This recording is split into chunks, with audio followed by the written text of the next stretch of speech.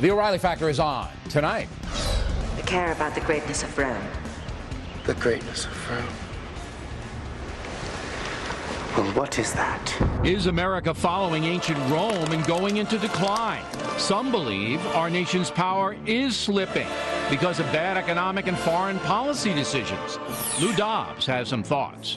Hi, I'm Bill O'Reilly. Thanks for watching us tonight. Is America losing power in the world? That is the subject of this evening's Talking Points memo. There was some good news today with unemployment dropping a little bit. But generally speaking, the economy remains weak and the dollar's in big trouble all around the world. As we reported last night, the massive spending by Presidents Bush and Obama has severely weakened America. We simply owe too much money. In addition, U.S. foreign policy is dubious, to say the least. Our enemies are openly defying us, so how did it all happen? There's no question the Iraq war badly damaged the country because we've spent more than $700 billion on it, and the war severely burdened the military. Yes, we eventually prevailed, but the toll it took on the nation was dramatic. The distraction of Iraq may be one reason why the Bush administration didn't stop the irresponsible business practices that led to this hellacious recession. So the 1-2 punch of Iraq and the terrible economy has put America on the defensive. Enter President Obama, who has accelerated government spending to a record degree. Whether that's necessary is debatable. What's not debatable is it's got to stop before the USA goes bankrupt and the dollar collapses completely. Overseas, some of our enemies perceive Mr. Obama as being weak. That may not be fair, but the perception is there. When a backwater like Iran can defy the world's sole superpower, us, you know things are not good. Now, I believe most Americans understand the country is in trouble, and rather drastic measures will be needed to turn things around. First, the incredible government spending has got to stop, as I said. Second, we have to fight smarter in Afghanistan and other places. We just can't keep spending trillions of dollars chasing an unlimited supply of Muslim terrorists around. And third, the president must demand sacrifice from all of us. All these new entitlements are economic suicide. And that includes the healthcare fiasco and the global warming madness. Now, polls show the Democrats may lose big next November, even though the country's decline began under a Republican administration. But so far, Mr. Obama has added to that decline and doesn't seem inclined to stop the power erosion. In the end, it will come down to we the people demanding that our politicians concentrate on making us strong again. I think we'll do that. I hope we'll do that. And that's a memo. Now for the top story tonight, reaction. Joining us from Palm Beach, Florida, journalist and commentator Lou Dobbs. So are we, America, in decline? As much as it hurts to say so, Bill, I think that you've laid out the case correctly. I think we are. Power is never unlimited. We are expending vast amounts of power, whether in terms of the blood of our armed forces or whether the billions of dollars from our treasury. And as you say, it simply has to stop because the price has risen to too high a level and the resources are not unlimited.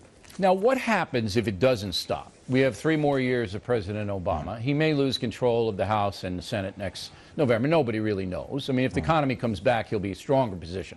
But let's say the Obama administration continues on the spending spree, the entitlement spree. The U.S. dollar, I think, is the key to all of this. If the dollar collapses and people start dumping it, you know, the Chinese start dumping it, the Arabs start dumping it on, and they don't want to pay for oil in dollars anymore, they don't want to do this and that, then we're done, are we not? Well, not perhaps done, but certainly in desperate trouble. We're in desperate trouble in point of fact now. The dollar is down 19% since March. We are looking at equity markets that are rebounding, but from very low levels. We still have, despite the improvement, as you noted, in the unemployment rate, we still have more than 30 million Americans who are unemployed or underemployed. We have vast challenges before us, and they are not given to either a silver bullet or a long-term solution. There has to be, again, as you suggested, sacrifice. We are, as my friend General David Grain says, we have a military at war, but we do not have a nation. We have to find, and quickly, leadership and character of leadership to define those challenges and to lay out solutions and direct responses to those challenges rather than perpetuate partisan blather that really does not contribute to a positive solution or frankly, even a vision of where we want to be. But we have two major problems. We have a president who we don't know if he understands the danger, economic danger that lies ahead. I agree with you. If the dollar collapses, this is going to be Armageddon. Now, you can make a case that the weak dollar is helpful to our economy because people overseas can buy more American goods. You can make that case, but that's a short-term deal. The second thing is that we have a corrupt media, and the corrupt media is basically pounding the drum for more spending, more entitlements. Give the people this, give the people that. That's 80% of the media. And then we have the American people themselves, many of whom don't pay attention, are soft, don't want to sacrifice, don't really care. So it looks to me like it's a pretty bleak picture out there. Is there any reason to be optimistic?